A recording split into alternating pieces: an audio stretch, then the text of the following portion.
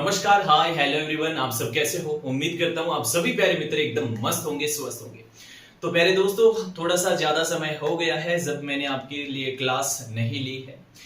अब देखो यहाँ पे कोई बड़ा खास रीजन नहीं है कि मैंने क्लासें इतने दिन से क्यों नहीं ली है। यानी कि रीट के बाद में 24 जब आपकी रीट कंप्लीट हो चुकी थी, पात्रता परीक्षा आप दे चुके थे, उसके बाद से लेकर के अब ये जो हमारी पहली क्लास होने वाली है, उसके पीछे का बड़ा रीजन ही एक छोटा सा रीजन था कि भैया थर्ड ग्रेड का यदि आपके पहले सिलेबस आ जाता तो मैं क्लास से पहले से ही स्टार्ट कर देता।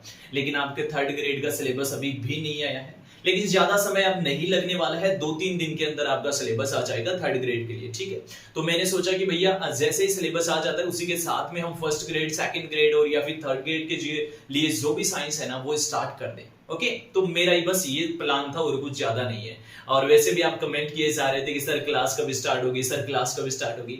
ठीक है, आज से क्लास हमने स्टार्ट कर दी है। जैसे ही थर्ड ग्रेड का सिलेबस आ जाता है, थर्ड ग्रेड वाली क्लासें भी हम स्टार्ट कर देंगे। यस और नो, बात समझ में आ गई ना? ओके, आज की क्लास में हम देखने वाले हैं यहाँ पे जो पहली यहाँ पे अब क्लास होगी आज की, उसमें हम क्या देखेंगे, जो सेकंड ग्रेड का जो भी आपके साइंस का पोर्शन है वो आज हम कवर करने वाले हैं। आज से हमारी क्लासेस शुरू हो जाएंगी।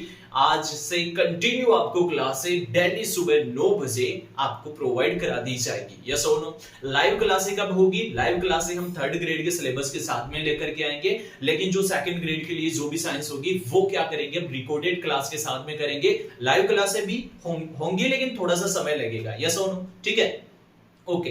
तो देखो, आप सभी को पता है कि भैया आपकी सेकंड ग्रेड एग्जाम के अंदर 2 पेपर होने वाले हैं। 500 नंबर के आपके ये दोनों पेपर कंप्लीट होने वाले हैं। जो पहला पेपर है, पेपर फर्स्ट, उसके अंदर आप सभी को पता है कि भैया 200 मार्क्स का ये आने वाला है। 100 क्वेश्चंस इसमें आने वाले हैं और प्रत्येक क्वेश्चन 2 मार्क्स का होगा। यस और नो? और यहाँ पे आपको समय भी कितना मिल जाएगा, फर्स्ट पेपर के लिए आपको समय मिलेगा, 200 अंक का पेपर होगा और उसमें 2 घंटे का समय आपको मिलेगा। ठीक है, ठीक है। अब क्या क्या सब्जेक्ट उसमें आने वाली है, कौन कौन से टॉपिक है वो आप देख लेना, आपको पीडीएफ इंटरनेट पे प्रोवाइड हो जाएगी। ठीक है, तो आप सभी ने डाउनलोड भी कर ली होगी और देख भी ली होगी। देखो, पेपर फर्स्ट के अंदर आने वाला है, एक तो आपकी सब्जेक्ट के लिए, आपके सब्जेक्ट से संबंधित 40 क्वेश्चन आएंगे जो कि 80 मार्क्स के होंगे, जिसमें टॉपिक होंगे geographical, historical, cultural and general knowledge of Rajasthan, जो कि 40 क्वेश्चन और 80 मार्क्स के होंगे। सेकंड जो टॉपिक आपके आने वाला है भैया, करंट अफेयर ऑफ राजस्थान। कितने क्वेश्चंस होंगे? इसके क्वेश्चन होने वाले हैं 10 क्वेश्चन जो कि 20 मार्क्स के होंगे। फर्स्ट पेपर की मैं बात कर रहा हूं। ओके, अब जो थर्ड है यहाँ पे, जनरल नॉलेज ऑफ इंडिया और वर्ल्ड। जनरल नॉलेज, जीके का पार्ट, इंडिया लेवल का और वर्ल्ड लेवल का आपसे पूछा जाने वाला है। ठीक है, जो कि कितने क्वेश्चंस आएंगे? 30 क्वेश्चन इसके आएंगे और 60 मार्क्स के होने वाले हैं। और फोर्थ जो आपके पार्ट आने वाला है वो है एजुकेशनल साइकोलॉजी। ये कितने क्वेश्चंस आएंगे? 20 क्वेश्चन जो कि 40 मार्क्स के होंगे। यानी टोटल 100 क्वेश्चंस होंगे और 200 मार्क्स के आपके होने वाले हैं। 2 घंटे का आपको समय मिलेगा। ठीक है, ये तो टॉपिक हो गए भैया फर्स्ट पेपर के, सेकंड ग्रेड के फर्स्ट पेपर के। अब जो मैं बात करने वाला हूं सेकंड ग्रेड के सेकंड पेपर की, मैं उस पर फोकस भी करने वाला हूं आज की क्लास में। ठीक है, ठीक। देखो, जो सब्जेक्टिव पार्ट है, जो कि जो सेकंड पेपर लगेगा, उसमें आप सभी को बताया 300 मार्क्स का ये होने वाला है ना? 300 मार्क्स का ये होगा। टोटल 150 क्वेश्चंस आएंगे, जिसमें प्रत्येक क्वेश्चंस 2 नंबर का होगा और वही नेगेटिव पार्ट भी होगा। भैया फर्स्ट पेपर में भी नेगेटिव मार्क्स होंगे और सेकंड पेपर में भी नेगेटिव, 1/3 पार्ट नेगेटिव होगा। ठीक है, अगर आपका कोई क्वेश्चन गलत हो जाता है तो। ये तो छोटी सी बातें थी। अब देखो, अलग अलग आपके सब्जेक्ट से संबंधित ये सेकंड जो पेपर होगा आपके सब्जेक्टिव पेपर होगा, जो भी आपने सब्जेक्ट चूज की है उससे रिलेटेड ये पेपर होने वाला है। तो मैं यहाँ पे बात करने वाला हूं हमारी साइंस के लिए, विज्ञान सब्जेक्ट के लिए। ठीक है, अब इसमें कौन कौन से टॉपिक आएंगे और हम किस प्रकार से इसको कवर करने वाले हैं ये हम डिस्कस कर लेते हैं। देखो, 2 लेवल बनने वाले हैं। एक तो आपको ये जो आपका secondary and senior secondary level आ जाएगा, दूसरा आपका आ जाएगा ग्रेजुएशन स्टैंडर्ड लेवल। ठीक है, तो अलग अलग लेवल आपके आने वाले हैं उस पेपर के अंदर। ठीक, तो अब देखिए, एक बात जो मैं आपके लिए इंपोर्टेंट बता देता हूं। कौन सी बात इंपोर्टेंट बन जाती है कि ये जो सीनियर सेकेंडरी लेवल होगा वो कितने मार्क्स का आएगा, और यहाँ पे ये जो ग्रेजुएशन वाला पार्ट है वो कितने मार्क्स का आएगा। एक बार उस पर भी चर्चा कर लेते हैं, जिससे आपको एकदम क्लियर हो जाएगा कि किस प्रकार से पढ़ना है। ठीक है, ठीक है। तो देखिए, यहाँ पे 90 क्वेश्चंस आने वाले हैं किस चीज के लिए, जो आपकी सब्जेक्ट आपने चूज की है वो सेकेंडरी, वो सीनियर सेकेंडरी लेवल की, मैं उसकी बात कर रहा हूं। 90 क्वेश्चंस आएंगे जो कि 180 मार्क्स के होने वाले हैं। दूसरा जो पार्ट आएगा वो होगा ग्रेजुएशन स्टैंडर्ड के रिलेवेंट सब्जेक्ट, जो आपने सब्जेक्ट चूज कर रखी है। कितने क्वेश्चंस आएंगे? 40 क्वेश्चन आएंगे, वही 80 नंबर के होंगे, ठीक है। और जो तीसरा जो इसमें पार्ट बन जाता है वो कौन सा आ जाता है भैया? टीचिंग मेथड्स का, जो आपके रिलेवेंट सब्जेक्ट है उसके कितने क्वेश्चंस आएंगे? 20 क्वेश्चन, जो कि 40 मार्क्स के होने वाले हैं, ठीक ठीक। यानी टोटल हो गए यहाँ पे 150 क्वेश्चन, जो कि 300 मार्क्स के आपके होने वाले हैं। और आपको तैयारी जबरदस्त करनी पड़ेगी, यस और नो, क्योंकि लेवल यहाँ पे नहीं है, अब लेवल ग्रेजुएशन लेवल को टच करने वाला है। काफी जबरदस्त लेवल है, तो काफी जबरदस्त प्रिपरेशन भी उसके लिए करनी होगी। विकास कटारिया एजुकेशन पे आपको क्या मिलने वाला है ये हम देख लेते हैं। तो भैया देखो, 3rd ग्रेड का तो अभी तक सिलेबस नहीं आया, तो एक बार उसको तो स्किप करते हैं। बात करते हैं 2nd ग्रेड की। तो यहाँ पे हम सेकेंडरी, सीनियर सेकेंडरी और ग्रेजुएशन लेवल पे जो भी साइंस का पार्ट है उसमें से बायोलॉजी कवर करने वाले हैं। बायोलॉजी के लिए जितने भी टॉपिक दे रखे हैं ना, ए से लेकर के जेड तक सारा का सारा कवर करेंगे। फ्री ऑफ कॉस्ट आपके लिए ये क्लासें होंगी। दिल्ली एग्जाम से पहले यकीन मान करके चलो, एकदम अच्छे से पूरा सिलेबस कंप्लीट करेंगे और बहुत ही शानदार लेवल से हम करने वाले हैं। आपको क्वालिटी के साथ में कोई कॉम्प्रोमाइज नहीं करना पड़ेगा। दूसरी जो इंपॉर्टेंट बात है वो भी सुन लीजिए। कौन सी भैया? वो ये कि आपको नोट्स भी प्रोवाइड करवाए जाएंगे, बिल्कुल आपको नोट्स दिए जाएंगे और आपको टेलीग्राम के थ्रू ये नोट्स प्रोवाइड करा दिए जाएंगे, ताकि यहाँ पे जो भी मैटर पढ़ा जाता है ना, उसको एक फटाफट से चुटकियों के अंदर क्या कर दो, रिवाइज कर दो, जिससे आपका जो टॉपिक है वो का क्या हो जाएगा, बहुत ज्यादा मजबूत हो जाएगा, यानी आप भूलोगे नहीं, यस और नो। तो आपको नोट्स भी प्रोवाइड कराए जाएंगे और वो भी हैंड रिटन नोट्स होंगे। ऐसा नहीं किसी भी कोई बुक है मार्केट के अंदर ऐसे फोटो क्लिक करके भेज दी आपको, नहीं भैया, एकदम सुनहरे गोल्डन नोट्स आपको प्रोवाइड कराए जाएंगे। हैंड रिटन नोट्स, मेरे खुद के नोट्स होने वाले हैं, यस और नो। तो काफी बेनिफिट होगा इन क्लासों के साथ में, यानी विकास कटारिया एजुकेशन के साथ में बायोलॉजी हम टोटल कवर कर लेंगे और एकदम समय से पहले कवर कर लेंगे, ठीक है ठीक है। तो अब देखो, यहाँ पे बायोलॉजी के अंदर जो सबसे पहला जो आज का टॉपिक हम कवर करने वाले हैं वो है यहाँ पे सेल वाला, ठीक है। 2nd ग्रेड के लिए 2nd पेपर की मैं बात कर रहा हूं, जहां पर सेल वाला जो टॉपिक है उसमें हम क्या देखने वाले हैं भैया? सेकेंडरी और सीनियर सेकेंडरी स्टैंडर्ड का हम देखने वाले हैं। पहले तो हम कवर करने वाले हैं यहाँ पे सेकेंडरी, सीनियर सेकेंडरी लेवल का, ठीक है। उसके बाद में यहाँ पे आ जाता है ग्रेजुएशन लेवल का, वो भी हम कंप्लीट कर लेंगे। क्लियर है? क्लियर। अब मेरी बात सुन लीजिए, यहाँ पे सेल वाले पार्ट के अंदर, यानी जो सेल एंड मोलिकुलर बायोलॉजी जो आपका दे रखा है, उस पोर्शन को कंप्लीट देख लेते हैं। सबसे पहले मैं बात कर रहा हूं यहाँ पे सीनियर सेकेंडरी और सीनियर सेकेंडरी स्टैंडर्ड की। देखिए इसमें कौन कौन सा पोर्शन दे रखा है इस सेल एंड मोलिकुलर बायोलॉजी के अंदर। तो पहला पार्ट दे रखा है इसके अंदर structure and function of cell and यहाँ पे ऑर्गेनेल्स, ठीक है। यहाँ पे देखिए न्यूक्लिक एसिड जो कि डीएनए और आरएनए के बारे में हमें पढ़ना है, और सेंट्रल डोग्मा सिद्धांत इसके बारे में हमें पढ़ना है। डायरेक्टली क्वेश्चन पूछे जाते हैं, बहुत ही आसान सी चीजें हैं ये सारी। Structure and function of A protein, carbohydrate और लिपिड इसमें हम कवर करने वाले हैं। तो ये तो हो गया सेकेंडरी, सीनियर सेकेंडरी लेवल का, ठीक है, ओके। और अब हम बात करते हैं ग्रेजुएशन स्टैंडर्ड पे क्या टॉपिक होने वाले हैं। तो देखिए यहाँ पे cell and microbiology, molecular biology के अंदर क्या होने वाला है। एक तो सेल का जो सेल साइकिल है, कोशिका चक्र है, उसके बारे में डिस्कस करेंगे, माइटोसिस और मियोसिस। क्लियर? क्लियर। और एंड देयर सिग्निफिकेशंस और chromatin organisation and replication and transcription and translation, ये सारी चीजें हम टॉपिक वाइज कंप्लीट करते जाएंगे। ये जितने हार्ड वर्ड आपको दिख रहे हैं ना, बहुत ही आसान चीजें हैं, सारी सिस्टमेटिक समझते जाएंगे, आपको बिल्कुल समझ में आ जाएगा। इतनी बात की मैं गारंटी लेता हूं कि इससे बाहर क्वेश्चन नहीं जाने दूंगा, इतना अच्छा मैं आपको पढ़ा दूंगा। बस आपको थोड़ा सा मेरे लिए सपोर्ट करना पड़ेगा। वो कौन सा सपोर्ट होगा भैया? आपको डेली क्लास लेनी पड़ेगी, एक भी वीडियो मिस मत कर देना, और शांति से बढ़िया तरीके से पढ़ते जाना है, और नोट्स जो भी प्रोवाइड कराए जाए उसको पढ़ लेना, बस फिर बल्ले बल्ले हो जाएगी, यस और नो। तो प्यारे दोस्तों, अभी तक देखो जो भी प्यारे मित्र नए जुड़े हैं मेरे साथ में विकास कटारिया एजुकेशन के साथ में, तो भैया सब्सक्राइब एक बार चैनल को कर दो और बेल आइकन को कर दो प्रेस, ताकि एक भी क्लास की वीडियो यानी एक भी क्लास आपसे मिस ना हो जाए, ठीक है ठीक है। चलो तो शुरू कर लेते हैं। देखो यहाँ पे डिजिटल बोर्ड की क्लासें आपको मिलती रहेंगी, ऐसी बात नहीं है, लेकिन यहाँ पे हमारा खुद का एक सुंदर सा सेटअप मैंने जचा रखा है ना। आपने अभी तक बोर्ड पे क्लासें नहीं है ना, तो आज से हम बोर्ड पे भी क्लासें चालू कर दिए हैं। ओके, ठीक है। तो अब हम बात कर लेते हैं आज के हमारे टॉपिक की, यानी सेल एंड मॉलिक्यूलर बायोलॉजी में। ठीक है, ठीक है, जिसमें मैं कवर कराने वाला हूं सबसे पहले इस वीडियो के अंदर इंट्रोडक्शन वाला पार्ट। अब ऐसा है कि भैया इंट्रोडक्शन है तो ऐसा मत मान लेना कि इजी है, ये फिर देखे नहीं, देखना जरूर है।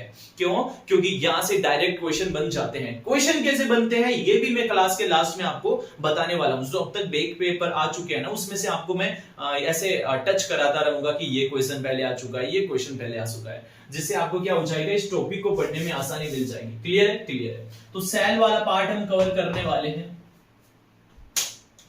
ओके, बस आपको क्या करना है भैया, जो नोट्स प्रोवाइड कराए जाए ना, उनके साथ में तो किसी प्रकार से कोई भी कॉम्प्रोमाइजेशन नहीं चलेगा भैया, पढ़ना ही पड़ेगा। ठीक है। सेल, देखो कोशिका क्या है, सबसे पहले इसके बारे में जानते हैं। कोशिका, देखो कोशिका जो होती है हमारे शरीर की यानी जीव की संरचनात्मक और क्रियात्मक इकाई होती है। हमारी संरचना, हमारा ढांचा तैयार करती है। यस और नो? आप सभी को पता है कि एक जीव का जो संगठन होता है वो किस प्रकार से होता है भैया, सेल मिलेंगी। एक जीव का जो संगठन होता है वो कैसा होता है, सेल मिलती है और किसका निर्माण कर लेती हैं, बोले सर सेल मिलकर के टिश्यू का निर्माण कर लेती हैं, टिश्यू बनाती हैं। अब भैया टिश्यू आपस में मिलेंगे और किसका निर्माण करते हैं, बोले सर ऑर्गन्स का निर्माण करते हैं। किसका निर्माण कर लेंगे, ऑर्गन्स का निर्माण कर लेते हैं, यानी अंगों का निर्माण करते हैं। इसी प्रकार से ये अंग मिलते हैं और किसका निर्माण कर लेते हैं, ऑर्गन सिस्टम का निर्माण कर लेते हैं। अब आपने देखा जो महत्वपूर्ण इकाई थी जिसके द्वारा ये ऑर्गन सिस्टम बना है और ये ऑर्गन सिस्टम मिलकर के पूरी बॉडी का निर्माण कर देते हैं। यस और नो? वो किसके द्वारा संभव हो पा रहा है, लेडीज एंड जेंटलमैन, कोशिका के द्वारा। इसीलिए कहा जाता है कि ये जो कोशिका होती है हमारे शरीर की संरचनात्मक इकाई होती है। यस और नो? ठीक है। अब हम बात करते हैं फंक्शनल यूनिट यानी कि क्रियात्मक इकाई की। देखो क्रियात्मक इकाई में क्या होता है, जो भी हमारी इंटरनल रूप से बायोलॉजिकल प्रोसेस या रासायनिक प्रोसेस जो चल रही होती है, जैसे डाइजेशन, रेस्पिरेशन, ये सब हो गया, एक्सक्रीशन, है ना, वो कौन संपन्न करता है भैया, सेल करती है। यस और नो? जैसे रेस्पिरेशन की मैं बात करूं, श्वसन की मैं बात करूं, तो वो किसमें संपन्न होता है, माइटोकॉन्ड्रिया के अंदर। वो कहां है भैया, कोशिकांग है ना, कोशिका का अंग है। यस और नो? इसका मतलब हो गया फंक्शनल और स्ट्रक्चरल यूनिट कौन आ जाती है, कोशिका आ जाती है। यस और नो? इतनी बात समझ में आ गई क्या? ठीक है। इतनी बात समझने के बाद में हम बात करते हैं यहाँ पे सेल बायोलॉजी, है ना। ये टर्म्स थोड़ी सी टर्म्स भी समझते जाइए। ठीक है। सेल बायोलॉजी क्या है, सेल बायोलॉजी क्या होती है, विज्ञान की वह शाखा होती है जो कोशिका की संरचना, कोशिका के कार्य, कोशिका का विकास, कोशिका की वृद्धि, यानी वृद्धि, विकास, कार्य और संरचना। सेल बायोलॉजी क्या हो गई भैया, विज्ञान की वह शाखा जिसके अंदर क्या किया जाता है, सेल की एक तो संरचना और उसके कार्य और उसके क्या हो जाएंगे, उसकी विकास, वृद्धि का अध्ययन जिसमें किया जाता है, और विकास, वृद्धि, यही क्या होती है, सेल बायोलॉजी होती है। और जिसमें कोशिका की संरचना का अध्ययन किया जाता है, जिसमें कोशिका की सेल स्ट्रक्चर, कोशिका संरचना का अध्ययन किया जाता है ना, इसे कहा जाता है साइटोलॉजी। ये लो, इस टर्म को याद रख लेना है, इस टर्म पे आपको पहुंचाना था, साइटोलॉजी। साइटोलॉजी होती है यानी जिसमें कोशिका संरचना का क्या किया जाता है, अध्ययन किया जाता है, ये क्या कहलाती है, साइटोलॉजी कहलाती है। यस और नो? सेल बायोलॉजी समझ में आ गया, जिसके अंदर कोशिका विज्ञान की वह शाखा जिसके अंदर हम कोशिका की संरचना, विकास, वृद्धि का क्या करते हैं, अध्ययन करते हैं। क्लियर है? क्लियर है। अब हम कोशिका के थोड़े से इंपोर्टेंट से वर्ड के बारे में जान लेते हैं, बापू के बारे में जान लेते हैं। किसके बारे में जानेंगे, बापू। सबसे पहले बात करते हैं कि कोशिका के बापू कौन है। कोशिका के बापू का मतलब होता है, यहाँ पे फादर ऑफ साइटोलॉजी कौन है, फादर ऑफ साइटोलॉजी की मैं बात करता हूं, फादर ऑफ साइटोलॉजी। साइटोलॉजी तो समझ में आ गया ना? हाँ, फादर ऑफ साइटोलॉजी कौन है, आप सभी को पता होगा, Robert Hooke. Robert Hooke, okay okay, Robert Hooke. आगे बात करेंगे, रॉबर्ट हुक के बारे में भी बातें करेंगे। अब दूसरा, यदि आपसे क्वेश्चन पूछ लिया जाए कि फादर ऑफ मॉडर्न साइटोलॉजी, तो यहां पे क्या हो जाएगा, फादर ऑफ मॉडर्न साइटोलॉजी। ठीक है, फादर ऑफ मॉडर्न साइटोलॉजी कौन हो जाएंगे? सीपी स्वानसन, सीपी स्वानसन, ठीक है, ये लो। इसी प्रकार से आपको एक क्वेश्चन और पूछ लिया जाए कि भैया father of Indian cytology, father of Indian cytology, अब इसके कौन हो जाएंगे बापूजी? इसके बापू हो जाएंगे ए.के. शर्मा, ठीक है, ए.के. शर्मा। ओके, 3 मैंने बापूजी बता दिए यहाँ पे। Father of cytology Robert Hooke आ गए, father of modern cytology CP Swanson आ गए, father of Indian cytology AK. Sharma आ गए। क्लियर है? ये तीनों बापू याद रखना है आपको, यस और नो। आगे हम बात कर लेते हैं यहाँ पे कोशिका से संबंधित बहुत ही प्यारी सी दो तीन बातें।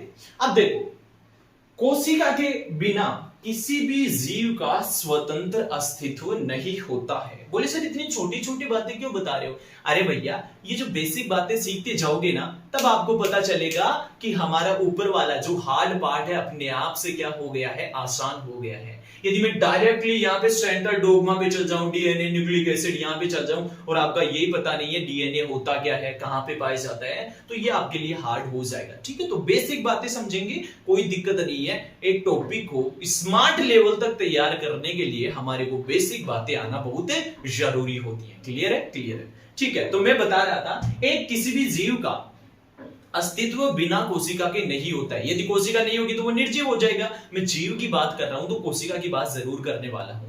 अब इसमें ऐसा नहीं है कि एक जीव के जीवन व्यापन करने के लिए, स्वतंत्र अस्तित्व के लिए बहुकोशिकीय होना उसका जरूरी है। बहुकोशिकीय होना जरूरी नहीं है। देखो, एक से अधिक कोशिका होंगी, एक से अनेक कोशिकाएं होंगी, वो बहुकोशिकीय जीव हो गया। यदि एक कोशिका किसी जीव में है तो वो एक कोशिकीय। फॉर द एग्जांपल यहाँ पे अमीबा आ गया। अब एक कोशिकीय जीव, इसका मतलब ये नहीं है कि ये निर्जीव है या स्वतंत्र अस्तित्व नहीं रख पाएगा। अब इसके अंदर जो भी प्रोसेस होती हैं, इसके डाइजेशन प्रोसेस हो गया है ना, इसका रेस्पिरेशन हो गया, इसका एक्सक्रीशन प्रोसेस हो गया, सारी की सारी प्रोसेस इस एक कोशिका के द्वारा संपन्न की जाती है। ठीक है, यानी हम ये कह सकते हैं कि एक कोशिकीय जीव स्वतंत्र रूप से यहाँ पे अपना जीवन व्यापन कर सकते हैं। साथ में हम ये भी कहेंगे कि बिना कोशिका के जीव का स्वतंत्र अस्तित्व नहीं होता है। क्लियर है? क्लियर है। यानी इसलिए मैं बोल सकता हूं ओवरऑल कि किसी भी जीव की संरचनात्मक और क्रियात्मक इकाई क्या हो जाती है? कोशिका होती है। बोलो, बात समझ में आ गई है क्या? हाँ। अब मैं क्या करता हूं, यहाँ पे 2-4 बातें बता देता हूं कोशिका के इतिहास से संबंधित। कोशिका की खोज किसने की, मृत कोशिका की खोज किसने की, ठीक है, इन्हें मिटा दूं। ओके, बोले सर ये नोट्स कहां से मिलेंगे, ये बता दीजिए। तो भैया नोट्स आपको मिल जाएंगे कहां पे? विकास कटारी एजुकेशन के टेलीग्राम पे। आपको लिंक प्रोवाइड करा दी गई है डिस्क्रिप्शन बॉक्स में, आप डाउनलोड कर लेना। ओके, मैं कोशिका की इतिहास की थोड़ी सी बात करूंगा तो सर्वप्रथम 1665 के अंदर, 1665 में एक वैज्ञानिक आते हैं जिनका नाम है रॉबर्ट हुक। क्या है नाम? Robert Hooke. ठीक है, ये रॉबर्ट हुक नामक वैज्ञानिक आते हैं और रॉबर्ट हुक लिखना है इनको। ये रॉबर्ट हुक आ जाते हैं और ये क्या करते हैं, एक पादप की छाल के अंदर, पादप की कोर्क जो होती है ना, कोर्क का मतलब होता है जो पादप हो गया उसकी जो एपिडर्मल पार्ट होता है, जो मृत भाग होता है पादप के अंदर, वो क्या होती है? पादप की कोर्क। तो पादप की कोर्क के अंदर रॉबर्ट हुक ने मृत कोशिका की खोज कर दी भैया, है ना, डायरेक्ट समझते हैं, मृत सेल की खोज की थी। ठीक है, कोशिका की सर्वप्रथम खोज किसने की? मृत को एक बार छुपा लूं और फिर मैं बात करूं, कोशिका की सर्वप्रथम खोज किसने की? 1665 में रॉबर्ट हुक के द्वारा कोशिका की खोज की गई। लेकिन जिस कोशिका की खोज रॉबर्ट हुक नामक वैज्ञानिक ने की थी वो एक मृत कोशिका थी। अब क्वेश्चन आपसे पूछ लिया जाए, रॉबर्ट हुक नामक वैज्ञानिक ने किस कोशिका की खोज की थी? मृत कोशिका की खोज की थी। किसमें की थी भैया? कोर्क के अंदर, कोर्क के अंदर की थी। अब एक बात और याद रखना, अगर आप रखना चाहो तो ये जो पादप था वो था स्पेनिश ओक। क्या था? स्पेनिश ओक की कोर्क के अंदर, कोर्क में रॉबर्ट हुक नामक वैज्ञानिक ने मृत कोशिका की खोज की। अब एक बात और सुन लेना, जिस मृत कोशिका की खोज की ना, उन्होंने क्या देखा कि भैया एक इस प्रकार से कोसा बने हुए हैं, एक पादप के अंदर इस प्रकार से कोसा बने हुए हैं और ये क्या है, इन्हीं को क्या समझ रहे थे? रॉबर्ट हुक कोशिका समझ रहे थे। इन कोशा को, इन मृत कोष्ठ को, ये जो मृत कोष्ठ है इन मृत कोश का नाम क्या रखा गया भैया? सैला रखा गया। क्या रखा गया? सैला रखा गया, इन्हें सैला कहा गया। ठीक है, खोखली संरचना थी, मृत भाग था। लेकिन बाद में इसे क्या कह दिया गया? इसे कहा गया सेल, यानी कोशिका, इसे बाद में कह दिया गया। Okay okay. अब इस बात को रॉबर्ट हुक ने अपनी पुस्तक माइकोग्राफिया नामक पुस्तक के अंदर भी प्रकाशित किया, है ना, प्रस्तुत किया कि भैया इस प्रकार की कोई संरचना है और उसका नाम क्या है भैया? कोशिका। पहला इसे सेला, फिर बाद में इसे क्या कह दिया गया? कोशिका कहा गया, सेल कहा गया। यस और नो? तो इतनी बात समझ में आ गई कि सर्वप्रथम 1665 में रॉबर्ट हुक ने मृत कोशिका की खोज की, यानी कोशिका की खोज की। अगर आपसे पूछ ले किस प्रकार की कोशिका, तो मृत कोशिका। कहां पे की? स्पेनिश ओक की कॉर्क के अंदर की। यस और नो? ठीक है। अब आगे हम बात करते हैं जीवित कोशिका की। जीवित कोशिका, लाइव सेल की हम बात करें तो किसने खोज की सर्वप्रथम? एक वैज्ञानिक आते हैं एंटोनी, एक सेकंड रुकना भैया, एंटोन वॉन ल्यूवेनहोक। एंटोन वॉन ल्यूवेनहोक नामक वैज्ञानिक आते हैं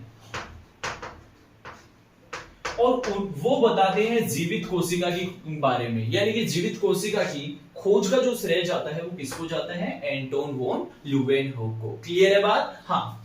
अब देखिए, जो एंटोन वॉन ल्यूवेनहोक के द्वारा कौन सी कोशिकाओं की खोज की गई? प्रोटिस्टा। कौन सी हो गई? ये भी याद रख लेना है साथ में। प्रोटिस्टा हो गया, बैक्टीरिया हो गया, क्योंकि कोशिका जो क्वेश्चन है वो कैसे पूछा जा सकता है? सर्वप्रथम बैक्टीरिया की खोज किसने की?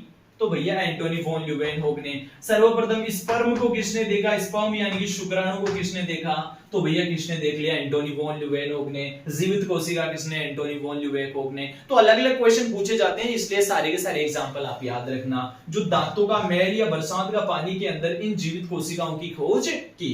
तो जीवित कोशिकाओं का श्रेय तो जाता है एंटोनी वॉन ल्यूवेनहोक को। मृत कोशिका का खोज का श्रेय जाता है रॉबर्ट हुक को।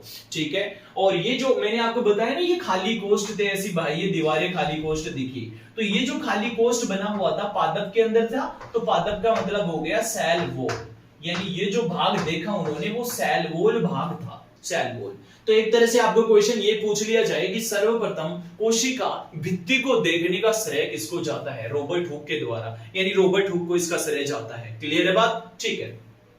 ये तो हो गई जीवित और मृत कोशिका की। अब हम बात कर लेते हैं थोड़ी सी और आगे, इसके बारे में चर्चा करते हैं कि क्या इंपॉर्टेंट बन जाता है इस पार्ट से। ठीक है? ठीक है। अब हम चर्चा करेंगे भैया कोशिका सिद्धांत की। किसकी चर्चा करने वाले हैं? कोशिका सिद्धांत की। ठीक। आप स्क्रीनशॉट वगैरह की टेंशन मत करो कि सर ये नोट्स कहां मिलेंगे, है ना। मैंने बता दिया ना आपको, डेली आपको जो भी जितना भी पढ़ाया जाएगा आप टेलीग्राम से डाउनलोड कर लेना, बस टेलीग्राम के साथ में जुड़ जाना है। अब हम बात करते हैं सेल थ्योरी की। कोशिका सिद्धांत की मैं बात करने वाला हूं। कोशिका सिद्धांत देने वाले दो वैज्ञानिक थे भैया। कितने वैज्ञानिक आ गए? दो। एक तो थे मैथियस स्लाइडेन और दूसरे वैज्ञानिक थे थियोडोर स्वान। कोशिका सिद्धांत दो वैज्ञानिकों के द्वारा दिया गया। एक का नाम था मैथियस स्लाइडेन और दूसरे जो वैज्ञानिक थे वो कौन थे? थियोडोर स्वान, जिनको आप टी स्वान के नाम से जानते हो और इनको एम स्लाइडेन के नाम से जानते हो। मैथियस स्लाइडेन और थियोडोर स्वान के द्वारा कोशिका सिद्धांत दिया गया। सिंपल क्वेश्चन ये पूछेगा, है ना, स्टार्ट में ये क्वेश्चन बन जाता है किसके द्वारा दिया गया? तो मैथियस स्लाइडेन और थियोडोर स्वान के द्वारा कोशिका सिद्धांत दिया गया। अब इन्होंने क्या कहा? देखो, सबसे पहले मैं आपको बता दूं, इन्होंने अपने कोशिका की खोज करके फिर बताया वो 1838 के अंदर, यानी 1838 के अंदर दिया। ये जो खोज किए थे वो पादप कोशिका पे किए थे। किस पे किए थे? पादप कोशिका पे, पादप सेल पे। क्योंकि ये कौन थे भैया? ये जर्मन के बोटनिस्ट थे। कौन थे? बोटनिस्ट। ठीक है? ठीक है। 1838 में इन्होंने कोशिका सिद्धांत दिया, पादप कोशिका के ऊपर खोज की और बताया कि जो पादप होते हैं, जो पादप का शरीर होता है वो किससे मिलकर के बना होता है? कोशिकाओं से। ठीक है, इन्होंने क्या बताया कि पादप का शरीर, शरीर का मतलब उसके पूरे भाग हो गया, वैसा नहीं है कि मानव का ही होता है शरीर, यस और नो। जो पादप के या पौधे के विभिन्न प्रकार के सेल्स से मिलकर के निर्माण होता है। एक पौधे का निर्माण किससे होता है? विभिन्न प्रकार की पादप कोशिकाओं से मिलकर के बना होता है, ठीक है, सेल्स से मिलकर के बनता है। क्लियर? ये बात मैथियस स्लाइडे नामक वैज्ञानिक ने पादप कोशिका पर खोज करके बताया। इसी प्रकार से बाद में आए यहाँ पे 1839 के अंदर थियोडोर स्वान, जो कि क्या थे भैया? एक ब्रिटिश जूलॉजिस्ट थे। कौन थे? जूलॉजिस्ट, ठीक है, जिन्होंने खोज किस पे की? जंतु कोशिका पे, जंतु सेल के ऊपर इन्होंने खोज किया, खोज करके अपने कोशिका सिद्धांत प्रस्तुत किया। देखो, इन्होंने पादप और जंतु कोशिका दोनों की कोशिका पे ही खोज किया था, और उसके बाद में क्या बताया? बहुत ही प्यारी सी बात बताई कि जो जंतु और पादप कोशिका यानी वनस्पति कोशिका होती है, उसकी बाह्य जो अधिचर्मल पार्ट होता है, सबसे बाह्य जो लेयर होती है, एक अधिचर्म पाई जाती है इन कोशिकाओं पे, चाहे पादप कोशिका हो चाहे वनस्पति जंतु कोशिका हो, इन पे सबसे बाह्य एक अधिचर्म पाई जाती है। और ये जो अधिचर्म है वो क्या है? पादप कोशिका के अंदर तो इन्होंने बताया सेल वॉल है। सबसे बाह्य लेयर कौन सी आ जाती है? सेल वॉल आ जाती है पादप कोशिका में तो। और यदि मैं जंतु कोशिका की मैं बात करूं, जंतु सेल की यदि मैं बात करूं, तो यहां पे आ जाती है सेल मेम्ब्रेन। ये लो, कौन आ जाती है? कोशिका झिल्ली।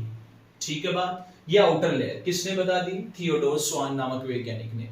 दूसरी इन्होंने जो बात बताई, ये बताई कि पादप हो चाहे जंतु हो, पादप यानी वनस्पति हो चाहे जंतु कोशिका हो, जंतु शरीर हो, उनका निर्माण किससे होता है? कोशिका, और कोशिका के अंदर जो भी उत्पाद पाए जाते हैं, कोशिका और कोशिका के उत्पाद से बने होते हैं पादप या जंतु शरीर। यस और नो? ये बात किसने बता दी है भैया? थियोडोर स्वान ने। और यही क्या होता है? कोशिका सिद्धांत इन दोनों वैज्ञानिक ने मिलकर के बता दिया। लेकिन अब त्रुटि यह आ जाती है कि जो इन्होंने कोशिका सिद्धांत दिया उसमें एक बड़ी सी कमी थी। कौन सी? ये नहीं समझा पाया इनका कोशिका सिद्धांत कि नई कोशिकाओं का निर्माण कहां से हो रहा है। ये थोड़ी सी त्रुटि इनके कोशिकीय सिद्धांत के अंदर आ जाती है कि नई कोशिकाओं का निर्माण कहां से हो रहा है। ठीक है, फिर आ जाते हैं एक वैज्ञानिक, क्या नाम है उनका? Rudolf Virchow. ठीक है, कौन आ जाते हैं? Rudolf Virchow. या लो, मैं यहां पे लिख देता हूं, रुडोल्फ विर्चो। ये रुडोल्फ विर्चो आते हैं और ये क्या बताते हैं? बहुत ही बढ़िया सी शानदार से बात बताते हैं। जो कोशिकीय सिद्धांत की कमी थी इसके बारे में दूर कौन करते हैं? Rudolf Virchow. कब दिया ये भी याद रख लेना, ये भी साथ में याद रख लेना। 1855 के अंदर इन्होंने बताया कि जो नई कोशिकाएं बन रही है भैया, वो पूर्ववर्ती कोशिकाओं के बारंबार विभाजन के द्वारा बन रही है। इन्होंने क्या कहा? इन्होंने कहा कि जो नई कोशिकाएं बन रही हैं, जो नई सेल्स का निर्माण हो रहा है ना, वो किससे हो रहा है? जो पूर्व कोशिकाएं हैं, जो पूर्ववर्ती कोशिकाएं हैं, उनके सेल के डिवीजन के द्वारा, सेल के विभाजन के द्वारा। ठीक है, बात समझ में आ रही है ना? कोशिका विभाजन के द्वारा। तो सर्वप्रथम कोशिका विभाजन भी होता है, ये किसने बता दिया? रुडोल्फ विर्चो के द्वारा। और इन्होंने ये बताया कि जो नई कोशिकाओं का विकास हो रहा है वो पुरानी कोशिकाओं के बारंबार विभाजन के द्वारा होता है। तो इनका एक कथन आ जाता है, और वो कथन कौन सा है? मैं यहाँ पे देखो इसे मिटा देता हूं। ठीक है, इसे मिटा देता हूं और यहाँ पे एरो लगा करके समझा रहा हूं, तो यहाँ पे इनकी बात लिख रहा हूं। ओमनिस सेल्यूला ई सेल्यूला। ये कथन भी आपको याद रखना है, क्वेश्चन पूछा जाता है। किसके द्वारा दिया गया? रुडोल्फ विर्चो के द्वारा। इसका मतलब क्या होता है? बोले सर इसका मतलब क्या होता है? यानी पुरानी नई कोशिकाओं का जो विकास होता है वो किसके द्वारा होता है? नई कोशिकाओं का विकास पुरानी कोशिकाओं के बारंबार विभाजन के द्वारा होता है।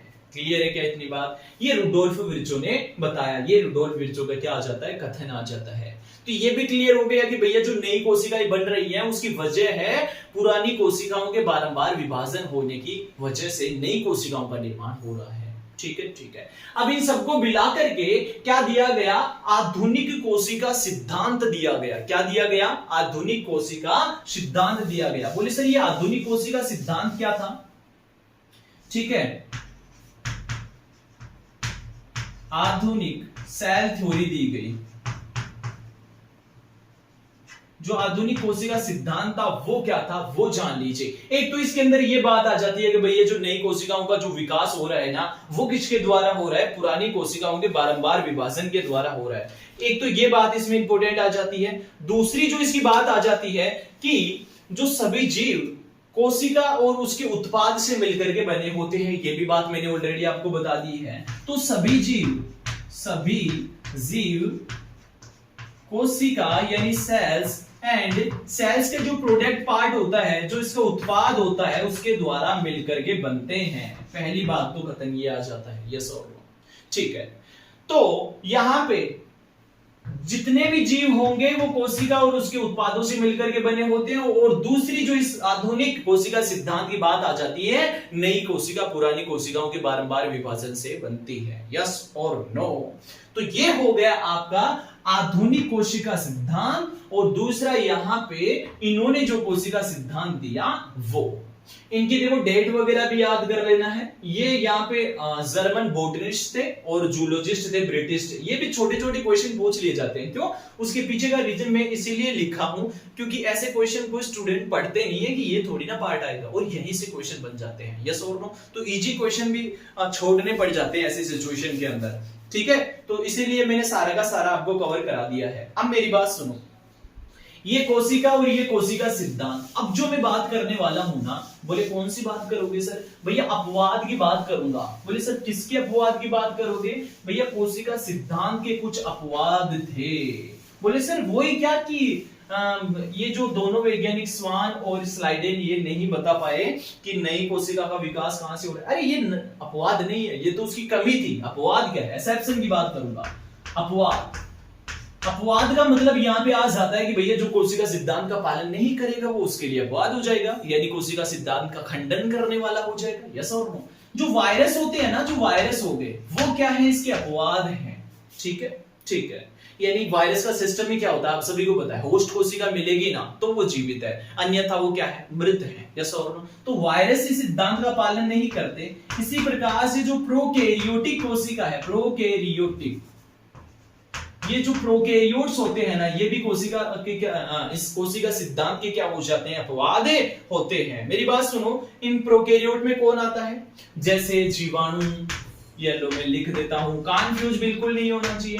ब्लू ग्रीन एल्गी यानी नील हरित शैवाल, माइकोप्लाज्मा, येलो माइकोप्लाज्मा।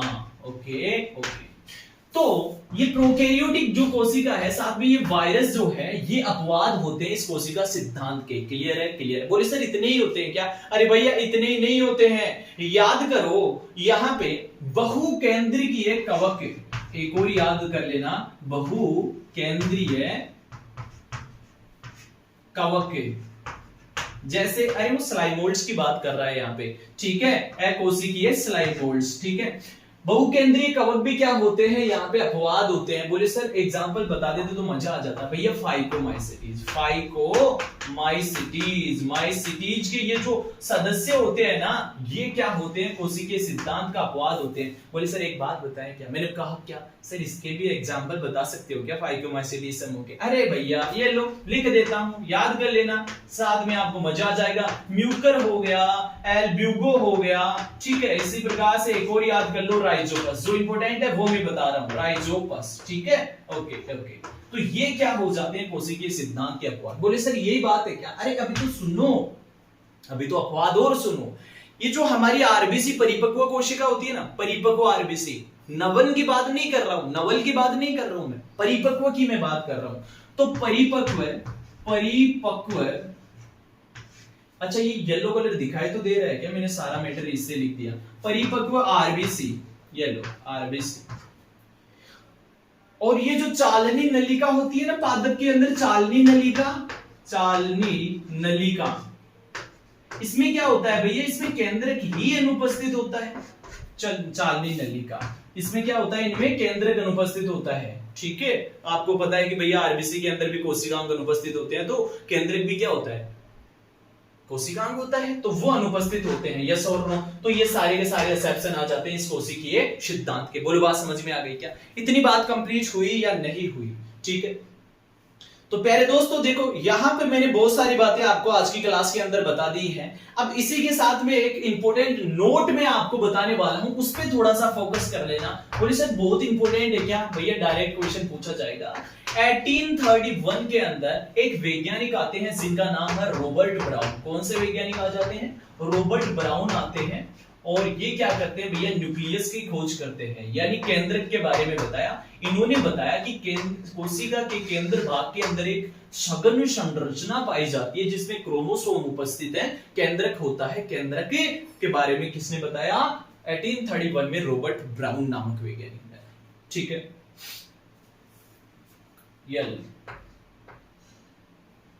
चलो ये आप नोट याद कर लेना। अब देखो एक बहुत ही प्यारी सी मैं बात बताने वाला हूं। बोले सर एक चीज समझा दो। मैंने पूछा कौन सी बात समझनी है आपको? कि ये जो जितनी कोशिकाओं के बारे में आपने डिटेल्स बता दिया, प्रोकैरियोटिक यूकैरियोटिक कोशिका आप बता रहे हो, अलग अलग बातें बता रहे हो कोशिका के बारे में, इनका जब प्रयोग किया गया था तो प्रोकैरियोट में तो कौन सी प्रारूपिक कोशिका थी और यूकैरियोट में कौन सी प्रारूपिक कोशिका थी? यूकैरियोट में पादप और जंतु कोशिका आ जाती हैं, तो जंतु कोशिका के अंदर कौन सी प्रारूपिक कोशिका थी और पादप कोशिका के अंदर कौन सी प्रारूपिक कोशिका थी? टिपिकल सेल कौन सी थी? यानी वह कोशिका जिसको सर्वप्रथम लिया गया और प्रयोग किया गया वो है प्रारूपिक कोशिका। मैंने कहा क्वेश्चन तो आपने अच्छा पूछा है। बोले सर हम तो सारी बातें अच्छी पूछते हैं। ठीक है, तो भैया समझ लो फिर इस बात को। देखो जो आपकी एनसीईआरटी के अंदर दे दी गई है ना, वो बातें तो आपको पढ़नी ही पढ़नी है, डेफिनेटली पढ़नी है। ठीक है, इसीलिए मैंने कहा था कि एक भी चीज आप छोड़ मत देना भैया, कहां से क्वेश्चन बन जाएगा पता ही नहीं चलेगा। ठीक है, तो मैं यहां पे बात करता हूं प्रारूपिक कोशिका की। प्रारूपिक कोशिका, ओके। देखो एक तो है यहां पे प्रोकैरियोट कोशिका, प्रोकैरियोटिक सेल आ गई एक तो, और दूसरी किस प्रकार की सेल होती है? बोले सर दूसरी होती है यूकैरियोट। ओके। देखो अगर इसमें क्या है कि थोड़ी सी लाइटिंग की वजह से ये बोर्ड थोड़ा सा चमक रहा है, मुझे पता है। एक्चुअली इसका सॉल्यूशन भी नहीं हो पाएगा क्योंकि अच्छे से दिखाई नहीं देगा, और मैं कोशिश करूंगा इसे एररलेस बनाने की। और अभी तक मैंने सेटअप जचाया है एकदम, हमारा पर्सनल विकास कटारिया एजुकेशन का ये सेटअप तैयार किया है मैंने, कोशिश की है वैसे तो अच्छा से अच्छा बनाने की, लेकिन कुछ त्रुटियां फिर भी रह जाती हैं, तो डे बाय डे इनको दूर कर देंगे। अगर फिर भी कोई बात है तो आप प्लीज कमेंट बॉक्स में जरूर बता देना, और अगर आपको क्लास अच्छी लगे ना तो प्लीज लाइक शेयर सब्सक्राइब वगैरह जरूर कर देना। प्रोकैरियोटिक की मैं यहाँ पे प्रारूपिक कोशिका की बात कर रहा था। ठीक है, तो यहाँ पे प्रोकैरियोट के अंदर लिया गया बैक्टीरिया को। कौन सी कोशिका थी भैया? बैक्टीरियल कोशिका थी। क्लियर। अब यूकैरियोट के अंदर जैसा कि मैंने बताया दो प्रकार की कोशिकाएं हैं, एक प्लांट सेल हो गई, एक हो गई प्लांट सेल। दूसरी कौन सी हो जाती है? प्लांट सेल, और दूसरी हो जाती है एनिमल सेल। ठीक है, एनिमल सेल। क्लियर। अब प्लांट सेल के अंदर तो लिया गया ओनियन यानी कि प्याज, कांदो, है ना। तो प्याज की जो झिल्ली थी, प्याज की झिल्ली को लिया गया, इसके अंदर प्रारूपिक जब प्रयोग किया गया, कोशिका की खोज की गई। प्लांट के अंदर तो ओनियन पिल आ गई, यानी प्याज की झिल्ली ली गई। जबकि एनिमल सेल के अंदर क्या किया गया? मानव के गालों की, बोले सर गालों की क्या करना है? मानव के गाल, बोले सर बताओ तो मानव के गाल पे क्या करना है? अरे भैया मानव के गालों की कोशिका ली गई थी, मैं तो ये बोल रहा हूं। कैसी बातें सोचते हो आप लोग? हाँ, मानव के गाल की कोशिका यानी चिक सेल ली गई थी और उस पर प्रयोग करके ये प्रारूपिक कोशिका ली गई। बात समझ में आ गई ना। तो प्रोकैरियोट के लिए बैक्टीरिया कोशिका, यूकैरियोट में प्लांट के लिए ओनियन पिल, और यहाँ पे आ जाती है चिक सेल फॉर एनिमल। बात समझ में आ गई क्या? तो प्यारे दोस्तों ये सारी बातें आज की क्लास में हमने कंप्लीट की है। अब ये थोड़ी सी बातें नहीं बताई है मैंने, बहुत सारी बातें आपको बता दी है आज की क्लास में। इतना ही, क्योंकि बहुत सारी इंट्रोडक्शन पार्ट भी चल गया है इसमें। आज की क्लास में तो हम इतना ही देखने वाले हैं। अब जो भी कमी आपको लगे तो वो मुझे टेलीग्राम पे डिस्कशन ग्रुप के अंदर बता देना। वहां पे क्या होगा, सॉल्यूशन हो जाएगा। अगर कोई भी बात आपको कहनी है तो आप टेलीग्राम पे, अब टेलीग्राम का मैं आपको नाम भी बता देता हूं, विकास कटारिया। ये लो एकदम एज इट इज यही लिखना है, एजुकेशन, EDUCATION। बोले सर कैपिटल में लिखना है क्या? अरे ये जरूरी नहीं, आप तो लिख देना विकास कटारिया एजुकेशन। या फिर आपको डिस्क्रिप्शन बॉक्स में लिंक भी प्रोवाइड करा दी गई है, ज्वाइन हो जाना है वहां पे, और आपको नोट्स जो भी डेली पढ़ाया जाएगा वो प्रोवाइड करा दिया जाएगा। यस और नो, बात समझ में आ गई है? ठीक है। हैंड रिटन नोट्स होंगे, किसी के कॉपी पैड्स बिल्कुल भी नहीं होंगे, मेरे खुद के बनाए हुए नोट्स होंगे।